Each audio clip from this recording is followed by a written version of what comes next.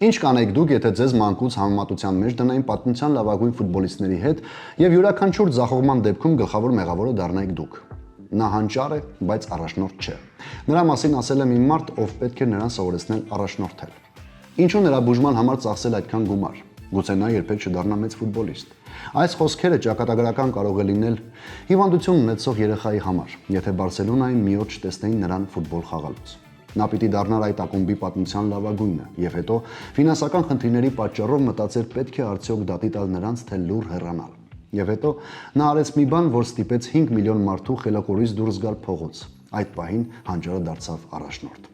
Վան Բաստենն ասում է. եթե ինչ-որ մեկը ասում է, որ Ռոնալդոն ավելի ուժեղ է, քան Մեսսին, կամ չի հասկանում ֆուտբոլից, կամ ստում է։ Այսօր խոսելու ենք մի երևույթի մասին, ում անունն է Լեոնել Անդրես Մեսսի։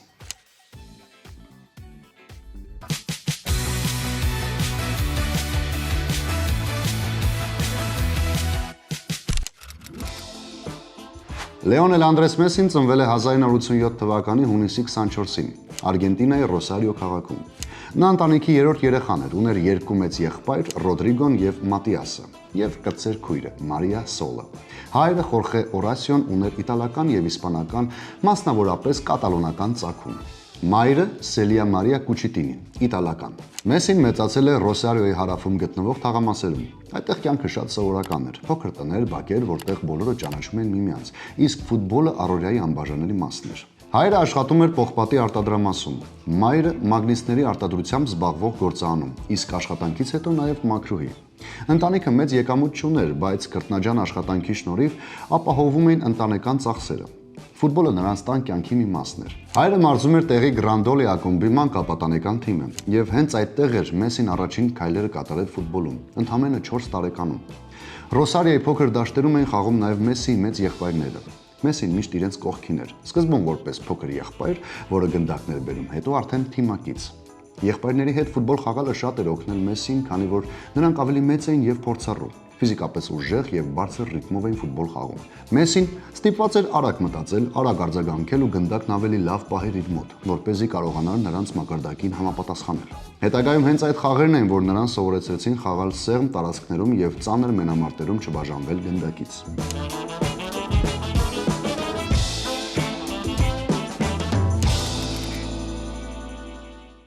Մեսսիի կյանքում կար մի մարդ, ով ֆուտբոլը նրա համար վերածեց հրաշքի։ Դա նրա տատիկն էր՝ Սելիա Օլիվիա Կոչիտինին։ Հենց նա առաջինը հավատաց, որ Լեոյի խաղը պարզապես մանկական հոբի չէ։ Մեսսին ինքն է պատմել, որ իր գոլերի հայտնի նշելու ձևը, ձեռքերը վեր բարձրացնելն ու երկնքին նայելը շնորհակալությունն է տատիկին։ Նա իր բոլոր գոլերը նվիրում էր տատիկին, որովհետև հենց նա էր իրեն առաջինը տարել ֆուտբոլի դաշտ։ Տատիկի հետ ամենահայտնի դրվագներից մեկը կապված է Ռոսարիոյի փոքր թիմի՝ Գրանդոլիի հետ։ Թիմի խաղերից մեկի ժամանակ մեկ խաղացող պակաս է լինում, այդ ժամանակ տրիբունայի Մեսսին տատիկի հետ է լինում, եւ տեսնելով, որ խաղացողը պետք, տատիկը մոտենում է մարշին եւ ասում. «Թողեք, թող էս փոքրիկը խաղա։ Դուք չեք պատկերացնում նա ինչ կարող է անել»։ Այդ պահը դառնում է շրջադարձային։ Լեոն մտնում է դաշտ եւ այդ օրվանից թիմում այլևս ոչ ոք չէր հարցնում. արժե նրան դաշտ դուրս բերել թե ոչ։ Սելիան հաճախ էր նայում, թե ինչպես է Լեոն խաղում բակում, հետո կրկնում մի միտք. «Լեո, դու խաղը ուրիշ ձև ես տեսնում։ Ոչ ոք չի հասկանում, թե ինչ է կատարվում քո գլխում»։ Սա իրականում շատ ճշգրիտ նկարագրություն էր։ Տատիկը զգում էր, որ երեխան դաշտում տեսնում է այնպիսի տարածքներ ու լուծումներ, որ ուրիշները չեն նկատում։ Այդ դրվագներից հետո սկսվում է Մեսսի առաջին համակարգված քայլերը արգենտինական ֆուտբոլում։ Լեոն իր առաջին պաշտոնական խաղը խաղացել է Աբանդերադո Գրանդոլիում, մոտ 4 տարեկանում։ Սա մեծ ակումբ չէր, այլ բակային մակարդակի թիմ, որտեղ սովորում էին տարրական հմտություններ։ 7 տարեկան հասակում Մեսսին տեղափոխվում է Newell's Old Boys-ի մանկական դպրոց։ Այստեղ նա մտնում է իր տարիքայինների բացառիկ սերնդի մեջ, որը հետագայում կոչվում է Մեքենա 87։ Բոլոր խաղացողները 1987 թվականի ծնվածներ էին, եւ թիմը գրեթե անպարտելի էր։ Տարբեր աղբյուրներ նշում են, որ նա 176 խաղում խփել է 234 գոլ տարբեր տարիքային խմբերում։ Մարզիչները շատ շուտ սկսեցին հասկանալ, որ իրենց մոտ սովորական տաղանդ չէ։ Մեսսիի մանկության ամենահայտնի մարզիչներից մեկը Էրնեստո Վեկիոն հետագայում հիշում է. «Ես նրան տեսել եմ գնդակով այնպիսի բաներ անելիս, որ նույնիսկ Մարադոննան չէր կարող անել այդ տարիքում»։ Տատիկի ասած միտքը, որ ոչ ոք չի հասկանում, թե ինչ է կատարվում նրա գլխում, իրականում շատ հստակ բնորոշում է այս ամենը։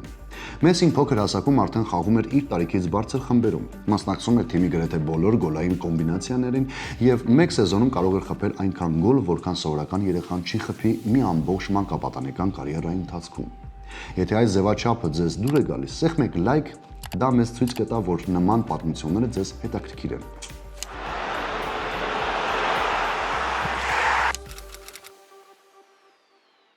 Մեսիի կյանքի ամենասուր շրջադարձերից մեկը տեղի ունենում այն օրը, երբ Ռոսարիոյի բժիշկները ծնողներին ասում են.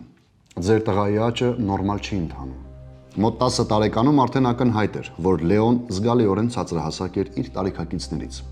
Այդ պահին Մեսիի հասակն էր 1 մետր 27 սանտիմետր։ Ծնողները նրան տանում են բժիշկ Դիեգո Շվարցշտեյնի մոտ, որը մասնագիտացված էր աճի ու հորմոնալ խանգարումների բուժման մեջ։ Բժիշկը ախտորոշում է, որ Լեոն ունի աճի հորմոնի դեֆիցիտ, եւ առանց բուժման նրա մարմինը չի հասնի այն մակարդակին, որը պահանջվում է պրոֆեսիոնալ ֆուտբոլ խաղալու համար։ Բժիշկը ծնողներին բացատրում է, որ առանց հատուկ հորմոնալ թերապիայի նա կմնա փոքրահասակ, թույլ մկանային զարգացմամբ եւ դա վատ անդրադարձ կունենա ոչ միայն սպորտային կարիերայի, այլ ամբողջ կյանքի վրա։ Լեոն երեխայի պարզությամբ մի հարց է տալիս բժիշկին. «Եթե ես բուժվեմ, կարող եմ ապագայում դառնալ ֆուտբոլիստ»։ Բժիշկ Դիեգոյի պատասխանը հետո դարձել է լեգենդար մեջբերում Մեսսիի կենսագրության մեջ։ «Մի անհանգստացիր, Լեո, դու նույնիսկ Մարադոնայից ավելի բարձրահասակ կլինես։ Ավելի լավ ֆուտբոլիստ կլինես, թե ոչ, դա չեմ կարող խոստանալ, բայց հասակով հաստատ նրան կանցնես»։ Մարադոնայի հասակը 1 մետր 65 սանտիմետր էր, իսկ Մեսսինը 1 մետր 70 սանտիմետր է։ Այսինքն բժիշկը իր խոստումը կատարեց։ Բայց այդ խոսքի հետևում ծանր երկարատև բուժումներ են, ամեն օր հորմոնի ներարկումներ մի քանի տարի անընդմեջ եւ ամիսը մոտ $1000 համարժեք ծախս, որը ընտանիքի համար աներևակայելի ծանր բեռ էր։ Սկզբնական շրջանում այդ ծախսերը մասամբ հոգում էր հոր բժշկական ապահովագրությունը, սակայն Արգենտինայի տնտեսական ճգնաժամի խորացման եւ ապահովագրական համակարգի փլուզման պատճառով մի օր ընտանիքը կանգնում է փաստի առաջ։ Ապահովագրությունը այլևս չի փոխհատուցի բուժումը։ Այդ պահից սկսած ամեն ինչ մտնում է փակուղի։ Բուժումը կանգնեցնել չէր կարելի, բայց ամեն ամիս նման գումար գտնելը գրեթե անհնար էր սովորական աշխատավոր ընտանիքի համար։ Խորխե Մեսին դիմում է ֆուտբոլային ակումբների աջակցությանը։ Առաջինը բնականաբար Newell's Old Boys-ն էր, որտեղ Լեոն արդեն տարիներ շարունակ փայլում էր ելույթներով։ Ակումբի ղեկավարության հետ բանակցություններից հետո թվում էր համաձայնությունը ձեռք բերվել, որ Newell's-ը կմասնակցի բուժման վճարի, բայց մի քանի վճարումից հետո այդ աջակցությունը աստիճանաբար մարեց։ Հաջորդ տարբերակը River Plate-ն էր, Buenos Aires-ից։ Լեոն այստեղ անցնում էր փորձաշրջան, խաղում էր, գոլեր էր խփում եւ մարզիչները շատ արագ հասկանում են, որ իրենց առաջ բացառիկ տաղանդ էր։ Քննարկում է նաև բուժման հարցը, բայց այստեղ ի հայտ է գալիս մի պարզ հարց. արժե արդյոք այդքան մեծ գումար ներդնել շատ փոքր հասակով առողջական խնդիր ունեցող պատանու համար։ Վերջնական արդյունքում ոչ Newell's Old Boys-ը, ոչ River Plate-ը եւ ոչ էլ այլ արգենտինական ակումբ չեն համաձայնվում հոգալ բուժման ծախսերը։ Երբ հայրենիքում բոլոր տարբերակները սպառվում են, Մեսիների ընտանիքը սկսում է տարբերակներ փնտրել Եվրոպայում։ Նրանք ազգականներ ունեն Կատալոնիայում, ովքեր կազմակերպում են Լեոյի այցը Բարսելոնա փորձաշրջանի համար։ Բարսելոնայի առաջին թիմի եւ ակումբի սպորտային տնօրենը այդ շրջանում Կարլես Ռեքսաչն էր։ Նա տեսնում է Լեոյին մարզման ժամանակ եւ հասկանում, որ իրենց աչքի առաջ սովորական պատանի չէ։ Խորխե Մեսիի պահանջները Բարսելոնայից շատ պարզ էին։ Նրանք այլևս չեն կարողանում շարունակել թերապիան սեփական միջոցներով։ Իսկ առանց այդ բուժման Լեոն չի կարող ոչ միայն մեծանալ, այլև ֆուտբոլ խաղալ բարձր մակարդակով։ Այդ պատճառով հայրը ակումբի ղեկավարներին ասում է. «Եթե ուզում եք, որ իմ տղան գա Բարսելոնա, դուք պետք է ոչ միայն պայմանագիր առաջարկեք, այլև ամբողջությամբ հոգաք նրա բուժման ծախսերը»։ Դրան հաջորդում է արդեն պատմական դարձած դրվագը Պոմպեա թենիսի ակումբի ռեստորանում։ 2000 թվականի դեկտեմբերի 14-ին երկար քննարկումներից հետո դեռ հստակ պայմանագիր չկար, սակայն Կարլես Ռեքսաչը վերցնում է մի անձեռոցիկ եւ իր ձեռքով գրում. «Բարսելոնան համաձայն է պայմանագիր կնքել Լեոնել Մեսսիի հետ, պահպանելով նախապես համաձայնեցված պայմանները եւ հոգալ բուժման ծախսերը»։ Այդ անձեռոցիկը հետագայում կկոչվի պատմության ամենահայտնի անձեռոցիկ։ Դրանից հետո ամեն ինչ շատ արագ է զարգանում։ 2001 թվականի սկզբին ստորագրվում է պաշտոնական փաստաթուղթ, որով Բարսելոնան պարտավորվում էր ոչ միայն ընդունել Լեոյին Լա Մարսիա ակադեմիա, այլ վճարել նաև նրա բուժման ծախսերը։ Իսկ Խորխե Մեսին աշխատանքի են ընդունում ակումբի մանկապատանեկան ֆուտբոլի համակարգ։ Ընտանիքը տեղափոխվում է Կատալոնիա, բայց նոր կյանքի հարմարվելը շատ հեշտ չէր։ Լեոն բնույթով փակ, շատ լուռ երեխա էր։ Լամասիայում նոր թիմակիցների մի մասը սկզբում նույնիսկ մտածում էին, որ նա չի խոսում։ Նոր դպրոց, նոր լեզու, նոր մշակույթ, ամբողջովին ուրիշ միջավայր։ Տանը եւս լարվածություն կար։ Մայրը Սելյան եւ մնացած երեխաները դժվար են հարմարվում Բարսելոնային։ Կարճ ժամանակ անց մայրն ու 3 երեխաները որոշում են վերադառնալ Արգենտինա։ Այդ պահին հայրը կանգնում է իր կյանքի ամենաբարդ ընտրության առաջ՝ վերադառնալ ընտանիքի հետ Ռոսարիո, թե մնալ Բարսելոնայում Լեոյի հետ։ Խորխե Մեսին ընտրում է երկրորդ տարբերակը։ Նա մնում է դեռահաս որդու կողքին, որպեսզի Լեոն մենակ չմնա օտար երկրում, եւ բուժումը, որի օգուտն արդեն տեսանելի էր, կիսատ չմնա։ Բարսելոնան աջակցեց այն փուլում, երբ դեռ չկար որևէ երաշխիք վերջնական արդյունքի վերաբերյալ։ Այդ որոշման հիմքում վստահությունն էր, երկարաժամկետ մտածողությունը եւ պատրաստակամությունը, ներդրում անել ապագայի մեջ։ Հենց նման որոշումներն էր ձևավորում կայուն համակարգեր, երբ ռիսկը հաշվարկված է, իսկ նպատակները հստակ։ Այս մոտեցման վրա է կառուցված նաև Wilco Wealth Management-ի աշխատանքը։ Միջազգային փորձ ունեցող Wilco-ն օգնում է գործարարներին կայացնել մտածված որոշումներ, ներդրումների ակտիվների կառավարման եւ երկարաժամկետ կայունացման համար, պահպանելով ունեցածը եւ կառուցելով վստահ ապագա։ Մանրամասների համար թողնում ենք հղումը։ Կարող եք անցնել եւ ծանոթանալ Wilco Wealth Management-ի գործունեությանը։ Առաջին ամիսները Բարսելոնայում ավելի շատ մենակության մասին էին, քան ֆուտբոլի։ Լեզվական խոչընդոտ, նոր դպրոց, նոր տուն։ Բայց հենց ֆուտբոլի դաշտն էր այն վայրը, որտեղ խնդիրներ չկային։ Լամասիայում Լեոն շատ արագ դարձավ այն խաղացողը, ում մասին մարզիչներն ասում էին. եթե նա դաշտում է, ապա խաղն էլ որակում է։ Բարսելոնայի մինչև 14 տարեկանների թիմում առաջին մրցաշրջանում նա անցկացրեց 31 խաղ եւ խփեց 38 գոլ։ Այդ տարիներին Լամասիայում են նաեւ Սեսկ Ֆաբրեգասը եւ Ժերար Պիկեն։ Այս ամենին զուգահեռ 2003 թվականի աշնանը Բարսելոնայի գլխավոր թիմում սկսվում է նոր փուլ՝ Ֆրանկ Ռայկարդի գլխավորությամբ։ Ակումբը պետք է ընկերական հանդիպում անցկացներ Պորտուի հետ եւ Բարսան որոշում է կազմը լրացնելու համար մի քանի խաղացող վերցնել ակադեմիայից։ Ռայկարդը անձամբ դիտում է Մեսսի եւ թիմակիցների խաղերը եւ տալիս է ընտրած ֆուտբոլիստների ցուցակը, որի մեջ կար նաեւ Մեսսի անունը։ Այդ հանդիպումից հետո Մեսսին հաստատվում է Բարսելոնա B-ում, բայց լինում էին օրեր, որ մասնակցում էր նաեւ առաջին թիմի մարզումներին։ Մեծերի հանդերձանում նա շարունակում էր մնալ նույն լրակյաց տղան, քիչ էր խոսում, ուշադիր լսում էր մնացածին, բայց հենց սկսվում էր մարզումը, տարբերությունն ակնհայտ էր։ Ռոնալդինյոն այն ժամանակվա թիմի գլխավոր աստղն էր, ով տարիներ անց պատմում է. Մեսին միշտ շատ ամաչկոտ էր, բայց գնդակով նա անհավանական էր։ Ես ուզում էի նրա համար անել այն, ինչ Ռոնալդոն էր արել ինձ համար։ Նրան միշտ ասում էի. համարձակ խաղա, մի փորձիր նմանվել ինձ։ Դու քո ճանապարհն ունես, դու կարող ես ինձնից ավելի ուժեղ լինել։ Այս ամենի մասին փաստում է մեկ այլ պատմություն, որը պատմել էր Քոբի Բրայանտը։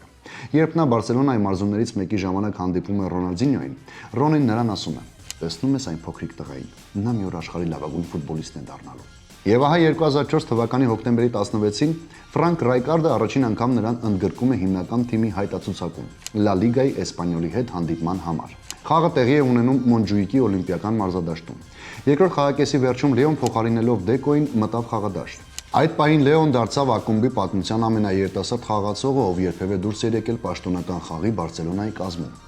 Առաջին մրցաշրջանում նա գլխավոր թիմի կազմում շատ քիչ հանդիպումների մասնակցեց։ Բարսելոնա B-ում նա շարունակում էր խաղալ ու զարգանալ, իսկ հիմնական թիմի մարզիչները հաճախ էին խնդրում Ռայկարդին, որպեսզի նա ավելի շատ խաղալու ժամանակ տա Մեսսիին։ Եվ ահա գալիս է 2005 թվականի մայիսի 1-ը։ Բարսելոնան Կամպ Նոուում խաղում է Ալբասետեի դեմ։ Հանդիպման վերջնամասում, երբ հաշիվը 1-0 էր Բարսայի օգտին, Ռայկարդը որոշում է խաղադաշտ դուրս բերել Մեսսին, փոխարինելու Սամուել Էտոին։ Մի քանի րոպե անց Ռոնալդինյոն գնդակ է ստանում տուգանայինից դուրս, նայում է դեպի ձախ եզրը եւ բարձր փոխանցումով գնդակը նետում պաշտպանների թիկունքը։ Լեոն ընդունում է գնդակը ու մեկ հպումով նրբորեն գնդակը բարձրացվում դարպասապայի գլխի վրայով։ Գոլը այնքան կատարյալ էր, որ թվում էր երկար տարիների վարպետության արդյունքը, ոչ թե դեռահասի առաջին փորձը։ Այդ գոլից հետո Կամպ Նոուն ոչ միայն ուրախացավ 2-0 հաշվի համար, այլ այն տեսարանի, որ հետո կդառնա խորհրդանշական։ Մեսսին Ռոնալդինյոյի ուսերին։ Այդ կադրն աշխարհի լրատվամիջոցները որակեցին որպես էստաֆետի փոխանցում։ Այդ ժամանակաշրջանում ամեն ինչ դեռ կառուցված էր Ռոնալդինյոյի շուրջ։ Գլխավոր աստղը բրազիլիացին էր, Մեսսին լուռ ու ամաչկոտ տղան, որ նոր էր մտնում Բարսելոնայի հիմնական հանդերձարան։ Լեոն հետագայում պատմում է. Ռոնալդինյոն ինձ շատ օգնեց։ Երբ 16 տարեկանում մտա հանդերձարան, այդքան մեծանուն ֆուտբոլիստների հետ Ռոնալդինյոն ինձ փոքր եղբոր պես ընդունեց հենց առաջին օրից։ Ռոնալդինյոն ոչ միայն խաղով էր առաջնորդում, այլ բառացիորեն պաշտպանում էր նրան։ Եթե դաշտում Մեսսիի հետ շատ կոշտ էին խաղում, առաջինը հենց նա էր մոտենում մրցակից ֆուտբոլիստներին։ Այս աջակցությունն իր արդյունքը տվեց նաև խաղադաշտում Խուան Գամպերի գավաթի Յուվենտուսի դեմ հանդիպման ժամանակ։ Մեսին Բարսելոնայի հիմնական կազմում էր։ Ընդամենը մի քանի րոպե էր պետք, որ ամբողջ մարզադաշտը հասկանար, որ նա սովորական պատանի չէ։ Մեկը մյուսի ետևից անցումներ, մեկը մեկի դեմ փայլուն խաղ, վստահություն, որ հազվադեպ ես տեսնում այդ տարիքայինում։ Ֆաբիո Կապելլոն, որը այդ պահին Յուվենտուսի գլխավոր մարզիչն էր, տարիներ անց պատմել է, որ խաղի մոտ 25-րդ րոպեից հետո մոտեցել է Ռայկարդին ու ասել. «Տվեք նրան մեզ բարձակալությամբ»։ Կապելլոն գիտեր, որ փաստաթղթերի հետ կապված խնդիրներ կան, եւ գուցե նա չսկսի նոր սեզոնը Բարսելոնայում եւ ուզում էր 1 տարով բերել Լեոին Յուվենտուս։ Ռայկարդի պատասխանը շատ հստակ էր. Լեոն միայն Բարսելոնայի համար է խաղալու։ Շատ արագ եկան նաև առաջին տիտղոսները 2004-5 մրցաշրջանում։ Բարսելոնան դառնում է Իսպանիայի չեմպիոն, իսկ 2005-2006-ին կրկնում է այդ հաջողությունը եւ հաղթում նաև Չեմպիոնների լիգան Արսենալի դեմ եզրափակում։ Մեսին այդ եզրափակում չի խաղում, մկանային ծանր վնասվածքի պատճառով։ Տարիներ անց նա պատմում է. «Ցավում եմ, որ դուրս չեկա խաղադաշտ տոնելու թիմակիցների հետ հաջողությունը։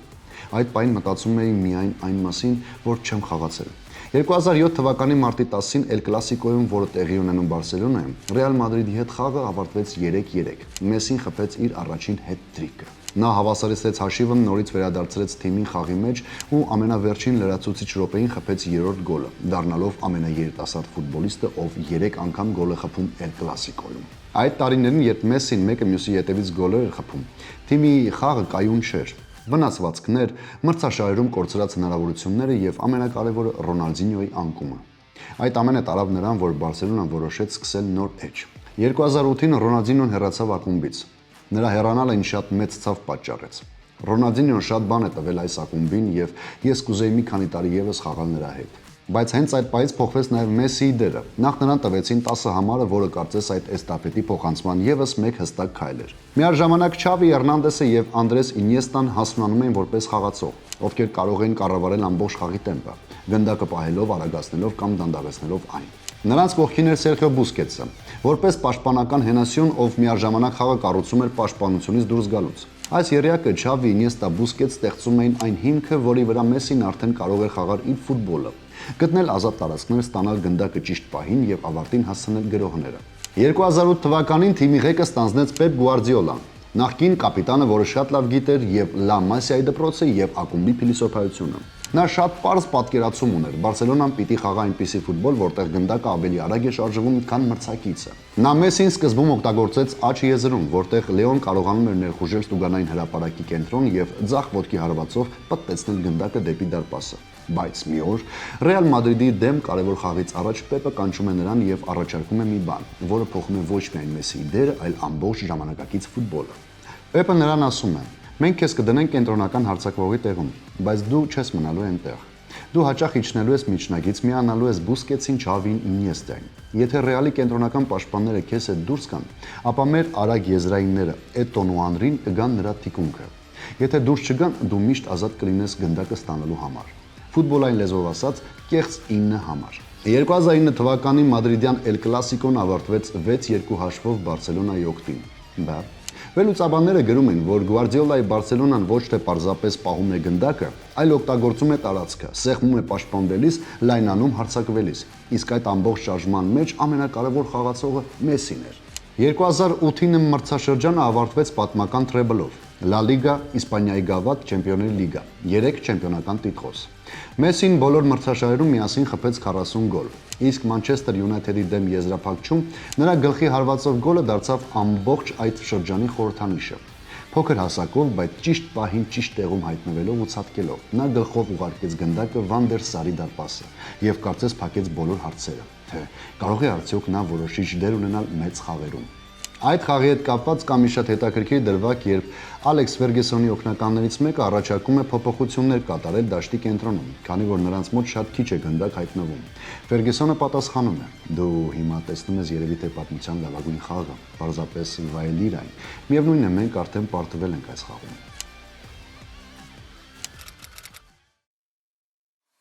Մեսին ինչքան պարզ ու համեստ մարդ է ֆուտբոլում, նույնքան բնական ու հանգիստ է կառուցված նաև իր անձնական կյանքը։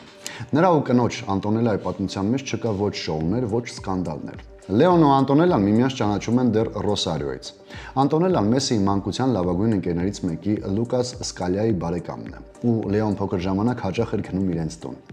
Ընկերները պատմում են, որ Լեոն դեռ երեխա էր, բայց արդեն ասում էր, որ Անտոնելան իր սիրած աղջիկն է։ Հետո սկսվում է Բարսելոնայի փուլը, նոր երկիր, բուժում, ակադեմիա, նոր կյանք։ Կապը միաժամանակ դադարում է, մինչև որ Լեոն լսում է ծանր լուր Ռոսարիոյից։ Ավտովթարի հետևանքով մահացել է Անտոնելայի շատ մոտ ընկերուհին։ Լեոն առանց երկար մտածելու վերադառնում է Արգենտինա, Անտոնելայի կողքին լինելու համար։ Այդ օրից հետո նրանց հարաբերություններն այլ հարթություն են դուրս գալիս, ոչ թե մանկական համակրանք, այլ արդեն լուրջ հասուն հարաբերություններ։ Ժամանակի ընթացքում Անտոնելան ավելի հաճախ է գալիս Բարսելոնա, հետո արդեն ամբողջությամբ տեղափոխվում է նրա մոտ։ Նրանք միասին են անցնում եւ Լեոյի փայլուն մրցաշրջանների եւ ծանր պահերի միջով։ Վնասվածքներ, պարտված եզրափակիչներ, քննադատություններ։ Լեոն տարբեր հարցազրույցներում ասել է. «Տանը ես պարզապես Լեո եմ, ոչ թե Մեսսին։ Ես սիրում եմ հանգիստ սովորական կյանքն ընտանիքի հետ»։ 2012 թվականին ծնվում է նրանց առաջին որդին՝ Տիագոն։ Լեոն իր ձեռքի վրա անում է դաջվածք, նրա անունով եւ առաջին գոլերից մեկի ժամանակ ցուցադրում է ձեռքը,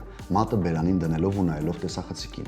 Այսուհետ իր կյանքում առաջնային տեղում է ոչ միայն ֆուտբոլը, այլ նաեւ հայր լինելը։ Հետո ծնվում են Մատեոն եւ Չիրոն։ Մեսին հաճախ է կատակով ասում, որ տանը 3 փոքրիկ պաշտպան ունի։ 2017-ին Լեոն եւ Անտոնելան պաշտոնապես ամուսնանում են Ռոսարիոյում, նույն քաղաքում, որտեղ մի ժամանակ միասին խաղացել էին Բաքվում։ Հարսանիքին ներկա են եւ մանկության ընկերներ եւ Բարսելոնայի նրա ամենամոտ խաղընկերները՝ Պույոլը, Չավին, Ինիեստան, Սուարեսը, Նեյմարը։ Լեոյի մտերիմները ասում են, որ նա հատուկ էր ուզում ամուսնանալ հենց Ռոսարիոյում։ Սա է իմ քաղաքը, այստեղից է ամեն ինչ սկսվել։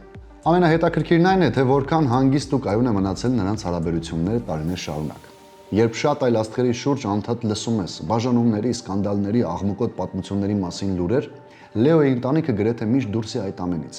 Անտոնելան տեսել է Լեոյին այն ժամանակ, երբ նա ոչ անուն ուներ, ոչ գավաթներ, ու հենց դա է նրանց կապի հիմքը։ Մեսին հաճախ է ասում, որ իրեն հավասարակշռության մեջ պահում են հենց ընտանիքը եւ երեխաները։ Երբ տուն եմ գալիս խաղից, տղաները չեն հարցնում, քանի գոլ եմ խփել։ Նրանց համար ես ուղղակի հայր եմ։ Լեոնել Անդրես Մեսսի։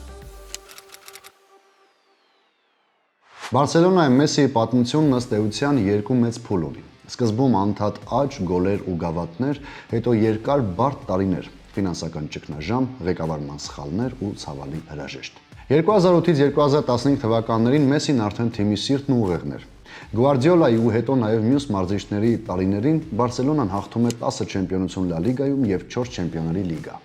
Մեսին դառնում է ակումբի պատմության լավագույն ռմբարկուն՝ 672 գոլով 778 խաղում, ընդհանուր 35 գավաթ Բարսայում։ 2012-ին նա սահմանում է պատմական ռեկորդ՝ օրացուցային 1 տարում խփելով 91 գոլ ակումբի եւ հավաքականի կազմում։ Բայց հենց այս հաջողությունների կողքին սկսվում են կուտակվել խնդիրներ։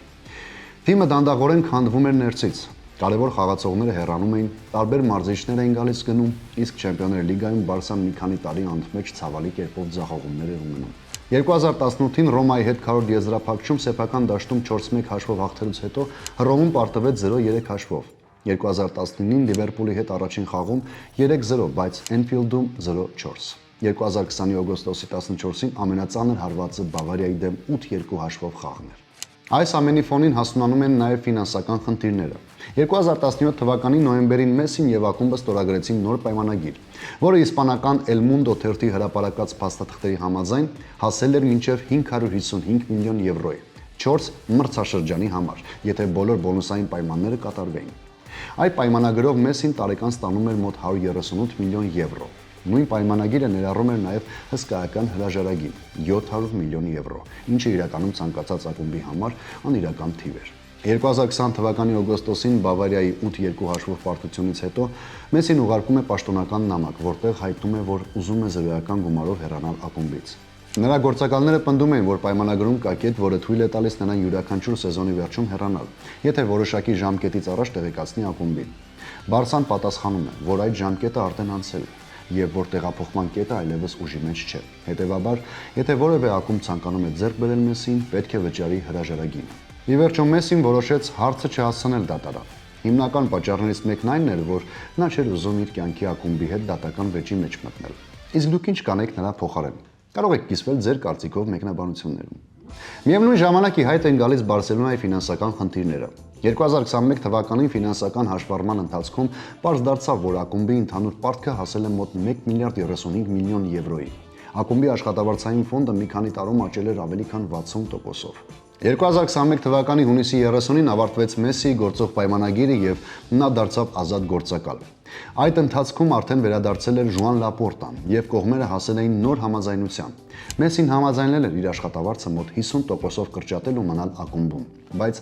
այստեղ գործի մեջ են մտնում Լա Լիգայի ֆինանսական սահմանափակումները։ Լա Լիգան հաշվի առնելով Բարսայի կորուստներն ու պարտքերը կտրուկ իջեցրել էր ակումբի աշխատավարձային սահմանաչափը։ Տարբեր վերլուծությունների համաձայն Բարսան պիտի կրճատեր իր աշխատավարձային ծախսերը, որպեսզի նոր պայմանագրեր գրանցելու իրավունք ստանար։ Նույնիսկ 50%-ից ավել կրճատած աշխատավարձով նոր պայմանագիրն ուղղակի չէր տեղավորում լիգայի սահմանած թվերի մեջ։ 2021 թվականի օգոստոսի 5-ին Բարսելոնան պաշտոնական հայտարարություն տարածեց, որ Մեսսիի հետ պայմանագիրի երկարաձգումը հնարավոր չէ ֆինանսական եւ կառուցվածքային խոչընդոտների պատճառով, հստակ նշելով, որ խնդիրը կապված է հենց Լա Լիգայի կանոնների հետ։ Մի քանի օր անց, օգոստոսի 8-ին Մեսսին մամուլի ասուլիսում հրաժեշտ տվեց ակումբին։ Կարող եմ ասել, որ ես արեցի ամեն ինչ, որ մնայի։ Մենք պատրաստ ենք աշխատավարձը կրճատել, բայց վերջում դա արդեն կախված չէ մեզնից։ Նա հատուկ ընդգծեց նաև, որ ճիշտ չէ, թե ինքը երբևէ ավել գումար է պահանջել։ Իր առաջարկը աշխատավարձի նվազեցումն էր, ոչ թե նոր պահանջը։ Դրանից անմիջապես հետո Մեսսին ազատ գործակալի կարգավիճակով միացավ Պարի Սեն-Ժերմենին, ավարտելով իր 21 տարվա ճանապարհը Բարսելոնայում։ Պատմության մեծագույն խաղացողներից մեկը հեռացավ իր հարազատ ակումբից ոչ թե իր ցանկությամբ, այլ ֆինանսական կանոնների ու տարիներով սխալ կառավարման հետևանքով։ Մեսսիի պատմությունը հավաքականում սկսել է այն ժամանակից, երբ նա դեռ երեխա էր ու երկրում արդեն խոսում էին նոր Մարադոնայի մասին։ Բայց մեծագույն հարցը այն էր, որ կկարողանա երբևէ Մեսսին կրկնել այն, ինչ արեց Մարադոնան։ Երբ Լեոն արդեն Բարսայի ակադեմիայի աստղն էր, Իսպանիայի ֆեդերացիան փորձում էր նրան հրավիրել իրենց հավաքական։ Դել Բոսկեն տարիներ անց պատմում է, որ իրենք ամեն ինչ փորձել են, բայց Մեսսին ասել է, որ ինքը ուզում է խաղալ միայն Արգենտինայի համար։ Առաջին մեծ հաջողությունը սկսվում է երիտասարդական հավաքականում։ 2005-ին Մեսսին դառնում է աշխարհի չեմպիոն, մրցաշարի լավագույն ռմբարկու ու լավագույն խաղացող։ Դրան Արգենտինայում արձագանքեցին այսպես. «Մենք նորից ունենք խաղացող, որը կարող է միայնակ փոխել պատմությունը»։ Այս ամենի ֆոնին գալիս է երկրորդ հաղթանակը՝ Պեկին 2008 թվական Օլիմպիական խաղեր։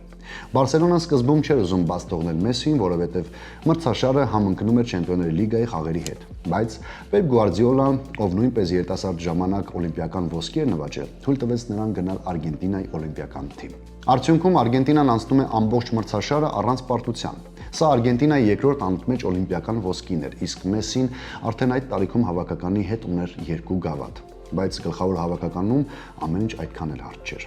Հունգարիայի դեմ դեբյուտային խաղում փոխարինման մտնելուց հետո գրեթե 1 րոպեում ստացած կարմիր քարտը կարծես դարձավ նախանշան նրա դժվար ճանապարհի մասին հիմնական հավաքականում։ Սրան հաջորդում է Կոպա Ամերիկայում Չիլի եւ աշխարհի առաջնությունում Գերմանիայի դեմ եզրափակիչներում պարտությունը։ Չիլիի հետ 2015-ի եզրափակիչը առանձնահատուկ տեղ ունի։ Խաղից հետո, երբ Արգենտինան պարտվեց 11 մետրանոցներով, Մեսսին իր մեդալը միանգամից հանում է վզից։ Հետո սկսվում է բավականին հետաքրքիր պատմություն։ Կոնմեբոլը նախապես որոշել է նրան տալ մրցաշարի լավագույն խաղացողի մրցանակը, բայց Մեսսին հրաժարվում է այն ընդունել։ Ըստ մամուլի, նա ասել էր, որ չի ցանկանում ստանալ անհատական մրցանակ, երբ թիմը կրկին պարտվել է, եւ խնդրել է, որ այդ մասը հանեն փակման արարողությունից։ Արդյունքում Կոպա Ամերիկայի պատմության մեջ առաջին անգամ այդ մրցանակն ուղղակի չհանձնեցին ոչ մեկին։ Դաշտում մնացին միայն մյուս անվանակարգերը, իսկ լավագույն խաղացողի գավաթը բառացիորեն հանեցին պատվանդանից։ Սա շատ լավ ցույց տվեց Մեսսիի վերաբերմունքը հավաքականին։ Նրա համար թիմային նվաճումները միշտ ավելի կարևոր էին, քան անհատական տիտղոսները։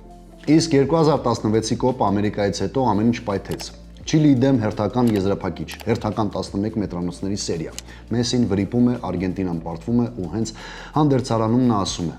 «Հավաքականի հետ իմ ժամանակը վերջացավ»։ Բայց հենց այդ հրաժարականից հետո Արգենտինան բառացիորեն դուրս է գալիս փողոց։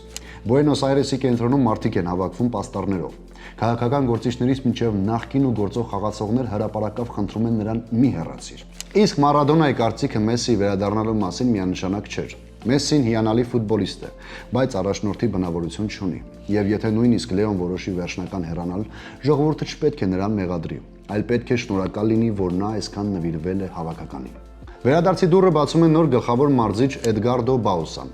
Նա գնում է Բարսելոնա եւ անձամբ հանդիպում Մեսսին։ Բաուսան խոսում է ոչ միայն Մեսսի, այլ նաև նրա ընկերների Ագուերոյի եւ Մասկերանոյի հետ, ովքեր բազմիցս հրապարակավ ասել են, որ հույս ունեն Լեոն կվերադառնա, որովհետեւ առանց նրա Արգենտինան այլ հավաքական է։ Մի քանի շաբաթ անց Մեսսին որոշում է վերադառնալ, հայտարարելով, որ չի կարող իր սիրած երկիրը թողնել այս վիճակում։ Այս կետից սկսվում է հաջորդ փուլը։ Այլևս ամբողջ ծանրությունը նրա ուսերին չէր։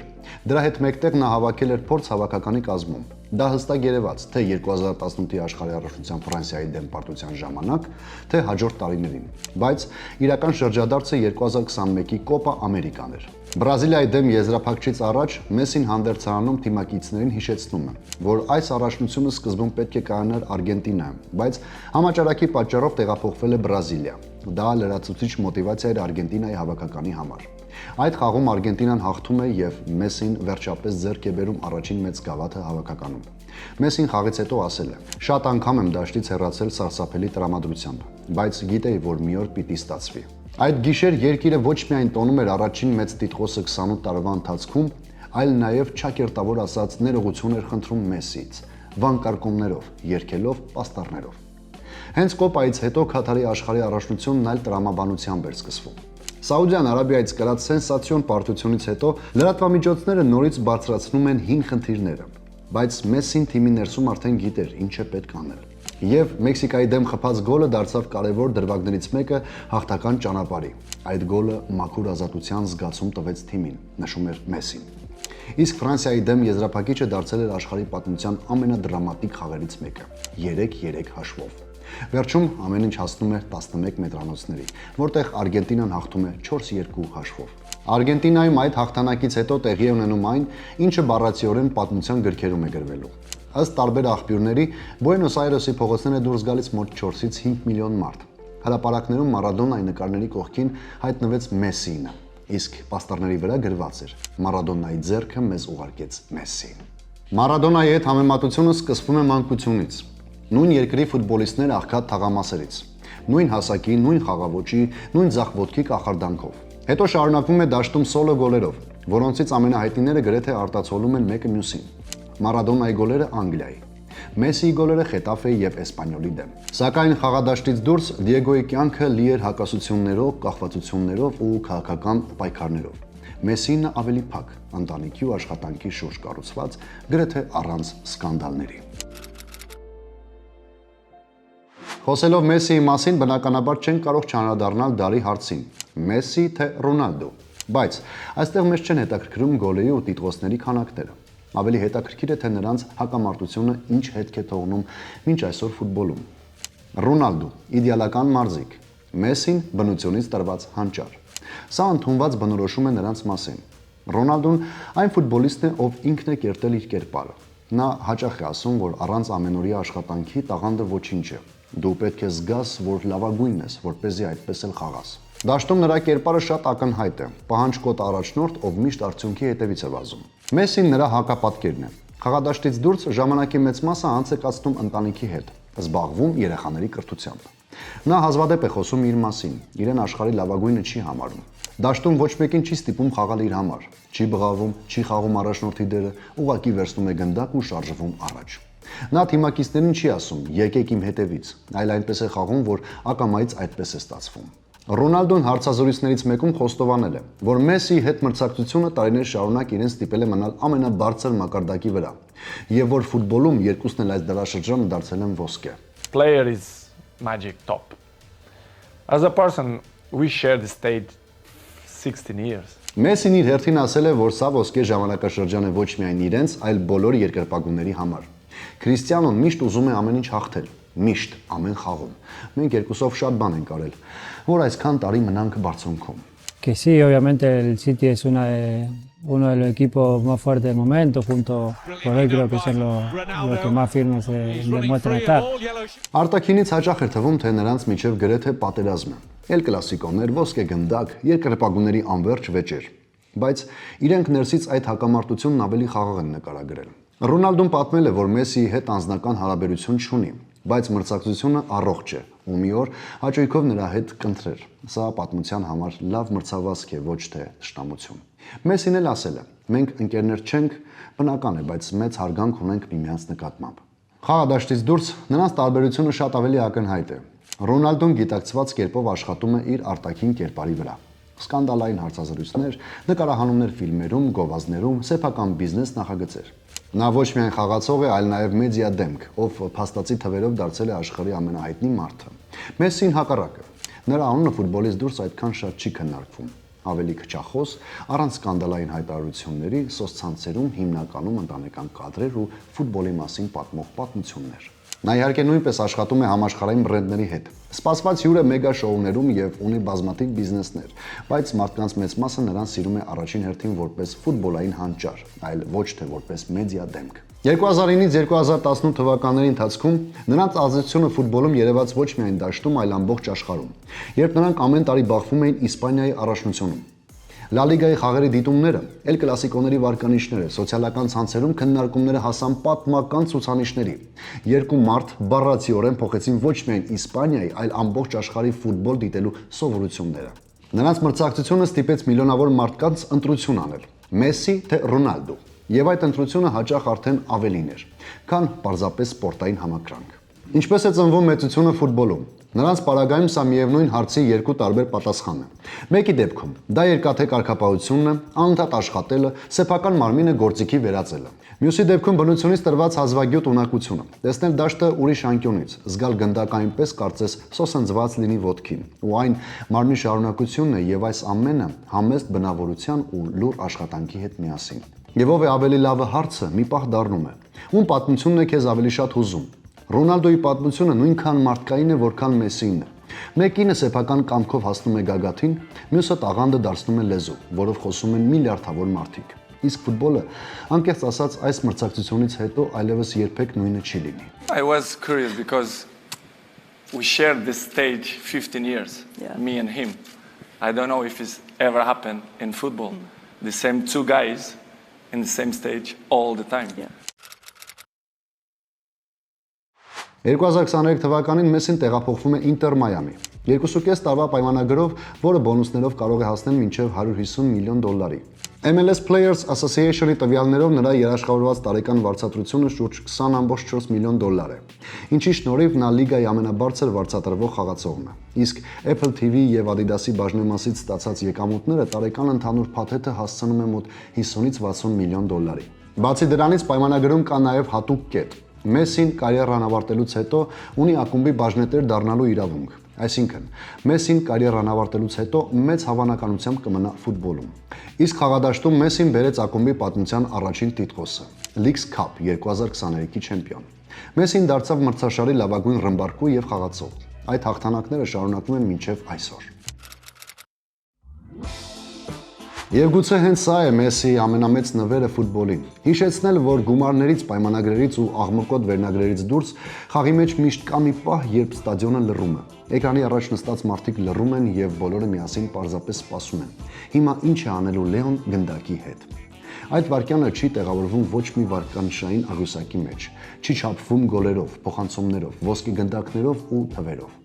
Դա ամաքուր զգացում է, երբ մի քանի վարկյանում մոռանում ես, որ ֆուտբոլը բիզնես է, ու նորից հավատում ես, որ դա պարզապես խաղ է, որտեղ մեկն ուրիշներից մի փոքր ավելի շատ բան է տեսնում։ Եվ նույնիսկ այն օրը, երբ Մեսսին կավարտի կարիերան, այդ զգացումը չի գնա նրա հետ։ Կլինեն երեխաներ, ովքեր կսիրեն ֆուտբոլը, որովհետև եղել է մի խաղացող, ում պատճառով ամբողջ աշխարհը լռում էր ու սպասում էր հրաշքի։ Ու եթե այսօր փորձենք ասել, ով է Լեոնել Մեսսին, հավանաբար ամենաճիշտ ձևակերպումը վաղուց արդեն ասել է այն մարդը, ով առաջինն է հավատացել նրան։ Ոչ ոք չգիտի, թե ինչ է կատարվում նրա գլխում։ Այսքանը այս պատմության մասին, բաժանորդագրվեք Zoot Story ալիքին, որպեսզի բաց չթողնեք հետագա թողարկումները։ Լեոնել Անդրես Մեսսի։